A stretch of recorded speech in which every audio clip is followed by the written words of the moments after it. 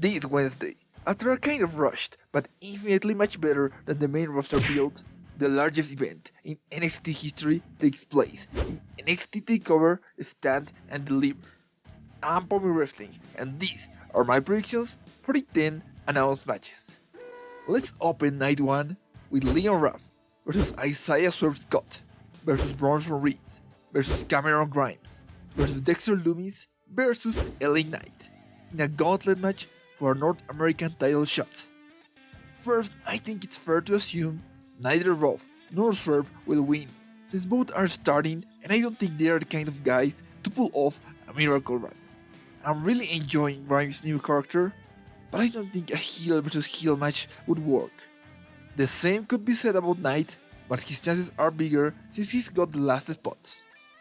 Reed does have a stronger shot, and I could genuinely see him win the entire thing, but I don't think he's ended his feud with LA Knight yet. That leaves Dexter Lumis, who is already feuding with the Garganos, so although he's not my favorite choice, I think he's the most likely winner, so I'm picking him. Then we have MSK versus Grizzled Young Veterans versus Legado del Fantasma for the vacant NXT Tag Team titles. NXT's tag division hasn't been in the strongest spot in the past year, with the last title match on a takeover being the Cruiserweight versus the Undisputed Era over a year ago, followed by a series of solid yet unremarkable reigns. But things looked like they would take a turn for the better with a strong focus on the Dusty Rhodes Classic. So hopefully this match is the start of a memorable title reign. As for the winner, I'd be okay with any of these teams winning, but since I expected Lee and Cárter to eventually beat Lorcan and Birch before the injury, I'm going for an MSK victory. Next, Pete Dunne goes 1-on-1 against Kushida. This was a very late addition to the card, and I can't complain too much, since on paper, this is a very tantalizing matchup. Either man could use a win after their respective losses at Vengeance Day, but I'm feeling NXT has bigger plans for Dunne, so he'll probably win. After that, Walter takes on Tommaso Ciampa for the NXT UK title. Ignoring the kind of rushed story that got us here, this matchup is incredibly exciting and could genuinely steal the entire WrestleMania week. However, I think it's pretty clear Walter is retaining, since right before the pandemic started, it seemed like he was en route to start a big program on NXT, and this match will mostly serve as his big reintroduction to TV. And to end night 1, Io Shirai clashes with Raquel Gonzalez for the NXT Women's title. This is an encounter that's been a long time coming, going all the way back to War Games, where Gonzalez pinned Shirai for the first time since winning the belt. Ever since, both women have had their separate storylines, but we all knew it would eventually culminate here with two of the best booked stars in NXT facing one-on-one for the first time. And as much as I love to see Io continue her reign, she's already beaten almost everyone else on the roster. On the contrary, there's still a number of fresh matchups for Gonzalez, giving her a strong case to dethrone Shirai. On night 2, Johnny Gargano faces the winner of the Gauntlet match for the North American title. And assuming my pick of Dexter Lumis faces Gargano, I could see it go either way. It all depends on what role Austin Theory plays in the match, since he has the whole Stockholm Syndrome storyline.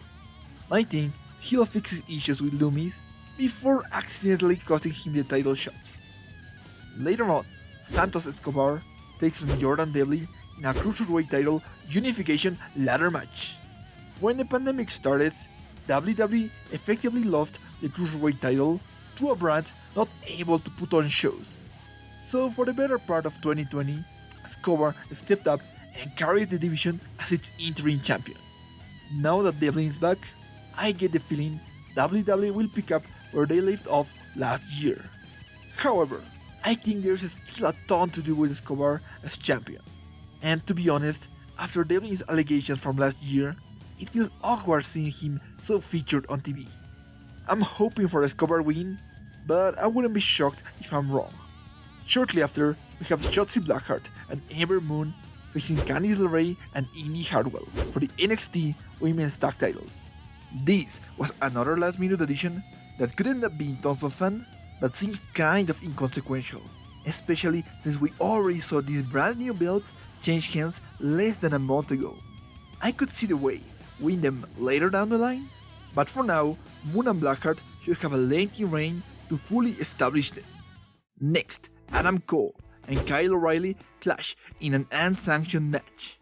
The breakup of the Undisputed Era was probably one of the most anticipated stories in NXT history, and so far, everyone has done a fantastic job hyping up how big of a match this is, with a couple of good brawls, an outstanding contract signing, and a brilliant prime target.